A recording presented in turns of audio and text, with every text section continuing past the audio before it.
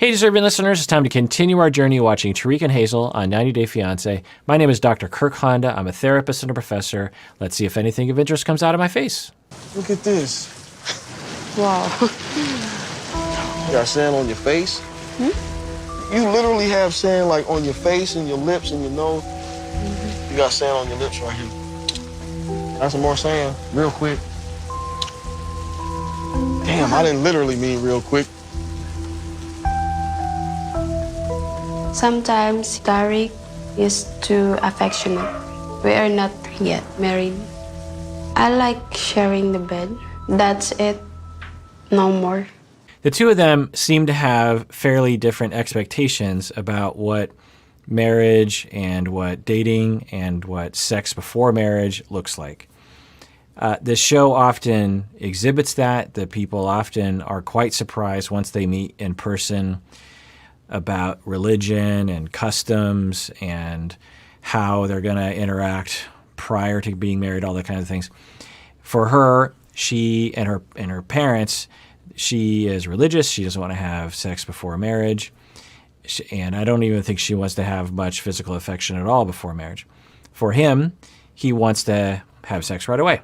Both are okay. Both are fine. Both have the right to have that wish and that request. But it seems like one of those things that you would talk about prior to coming down. Now, I say that even though many people wouldn't talk about it because it seems like an indelicate sort of conversation. But because of the nature of these kinds of relationships where they are under a lot of pressure to very quickly decide if they want to get married and then propose because of the 90-day thing, it accelerates your need to communicate, accelerates your need to say, hey, before I come down, let me just tell you what I'm thinking it's going to look like. I don't want to insult you or anything, but I just want to say, here's how I was thinking things might go. How do you feel about it? And then if there is a huge mismatch there, then you can consider, so I'm supposed to propose to her and marry her without us ever being intimate at all. I don't know if I can do that because I might want to get to know how we fit together, but before we at least get married, I don't know. And for someone else, they might be like, it's a complete sin for me to do that, or it's very, not of my culture to do that. I don't feel comfortable doing that. I don't want it. It's disgraceful to do that, whatever. And you can talk about that. Now, maybe if they had realized this difference, he might still come down, but at least he would know, okay, I know the landscape. I know what her expectations are, and I'm not going to get my expectations up and get hurt. He seems to believe that they're going to have sex right away. And she is saying that's not going to happen. And I don't think that's really sunk in with him, or I don't know if they've even talked about it. She has stated it to the interviewers, but I don't know if they've talked about it between the two of them. So for future 90 Day Fiancé cast members, if you're watching, which I can't imagine why you would, work it out beforehand. Have those, or I guess a better thing I could say is, if you're in a long-distance relationship, well, any relationship, but particularly a long-distance, prior to really getting to know each other, spend a lot of time thinking about these things and having those conversations. If the other person is so upset that you're even bringing it up, that kind of tells you something, right? So, it's important to know. It's important to have those conversations. It's important to let your partners know what you're, another thing is religion. They have an issue with religion right now where she and her family really want him to be religious. And he's like, no, I believe in God, but I'm definitely not religious. And wouldn't that have been an interesting detail to have worked out beforehand? It seems like it's worked out, but anyway, let's continue watching. Do you think you might propose?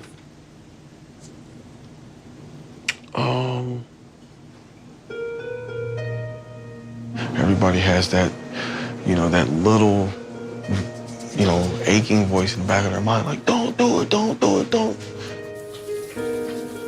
I really want to propose, but I need to know for sure that she's in this for love and not for money. Well, Okay. And I don't know if you can find that out in the time that you have, particularly given your cultural differences, particularly given the fact that she is really quite shy, or at least she seems that way.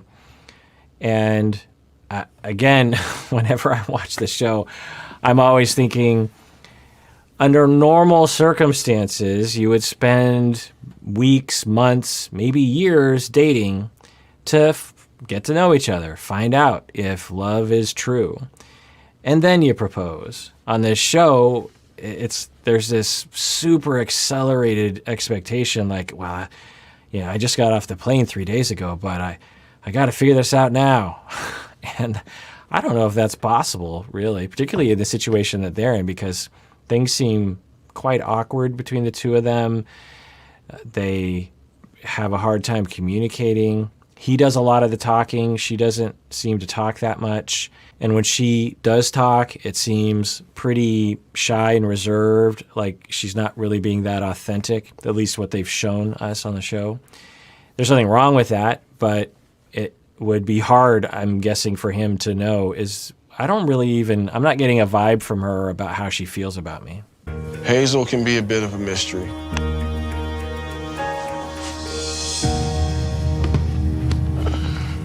Right, that's a great word for it, a mystery. Now, it's a mystery that you probably can explore over time, but given the time constraint, it seems like it might not be possible. I don't know, I guess we'll find out. We are in the most beautiful paradise on the planet, and it is me and someone who is much more beautiful than I am. I've never been in a boat before, and it's amazing. I am more comfortable with Tarik every day. All right, so we rarely hear from her, so it's great to get her words and how she's experiencing this. And she says she's getting closer to him every day. That's encouraging for their relationship. Yeah, see, I got you.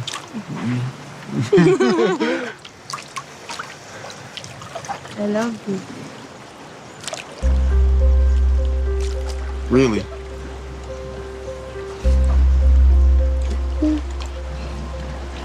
Wow. Wow.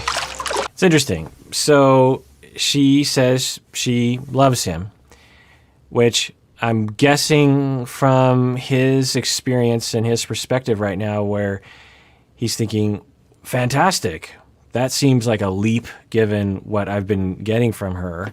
She seems quite shy. She doesn't really look at me very much. She doesn't talk to me very much. And then, boom, she drops the L word. Fantastic. But I'm guessing he's also thinking, wait, but I don't feel it from you. So now, what does that mean? Does that mean she just has a hard time expressing it? Does it mean that she's just coming from a cultural pocket that wants to be very reserved, that's the right thing you're supposed to do?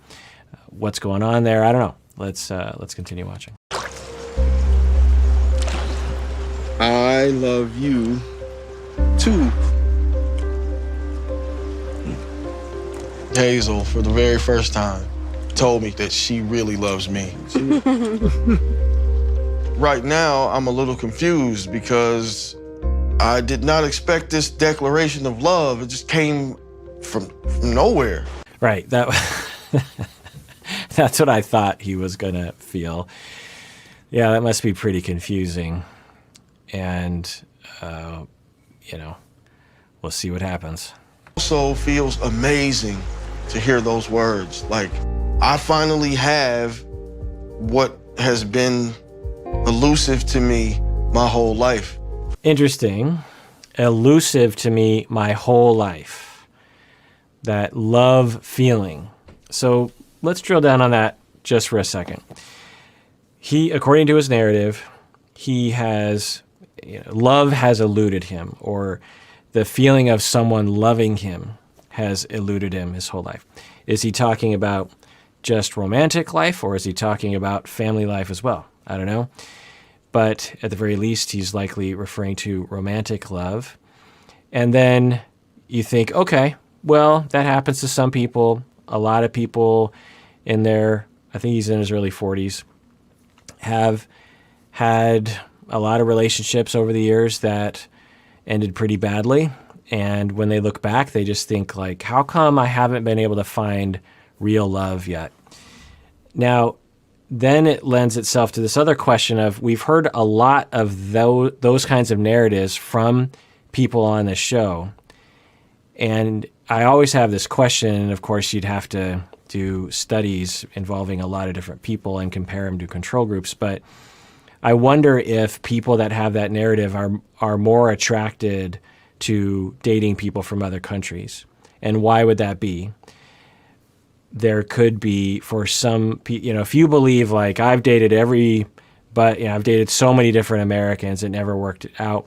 Maybe if I date someone from a different country, it'll work out because the people from another country, they're different, they're raised different, and maybe we'll fit together better.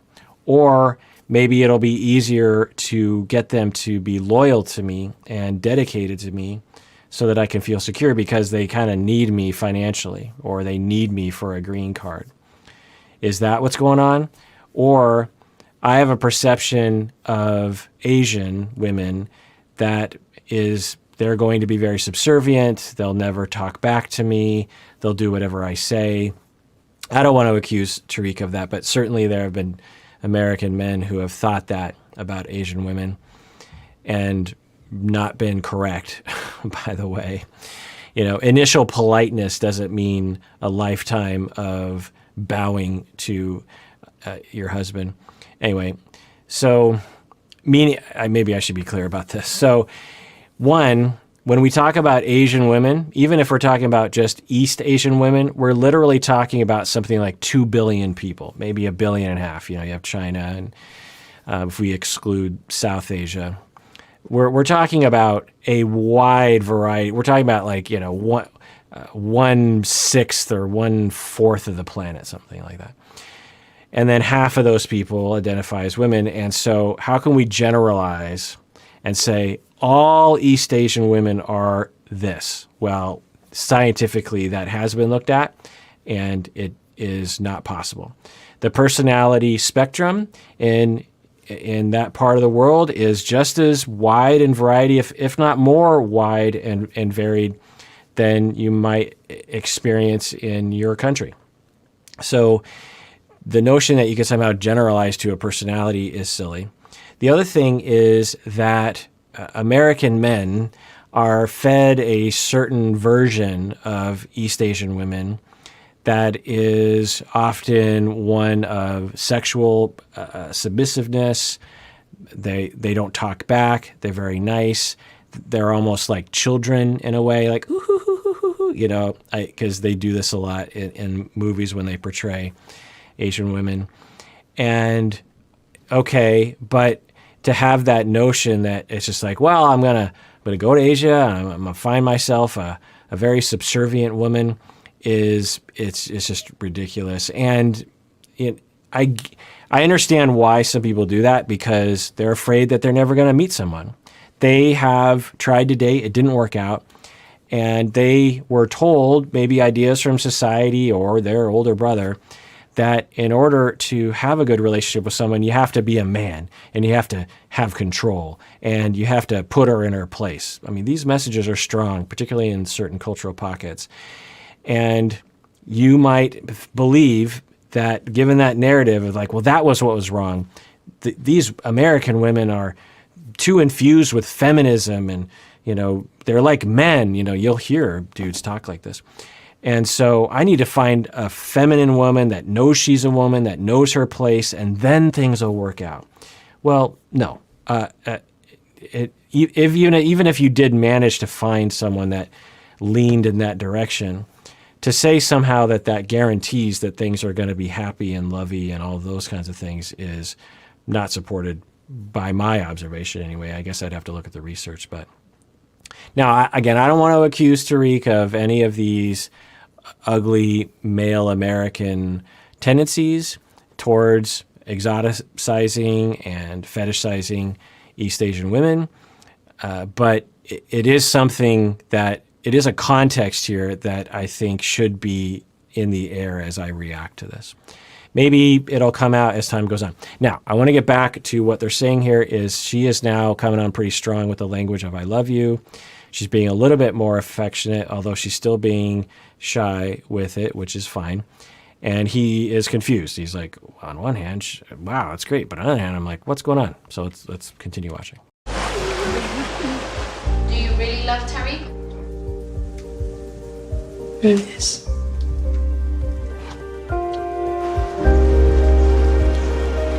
All right. So we don't have any reason to not believe her. Do you really love Tarik? She says yes. And now they're really making out. I'm guessing that this mini makeout session in front of the cameras is helping him to be inspired to believe that she does in fact love him. That's, it's good to see. All right, well, that does it. If you haven't subscribed and you want to, go ahead and subscribe. Then you get updates. And if you hit the bell, then you'll get notifications. We put out a lot of episodes every day. So if you hit the bell, you're going to get a lot of notifications. I hope you're ready for that. And everyone out there, please take care of yourself because you deserve it. You really, really do.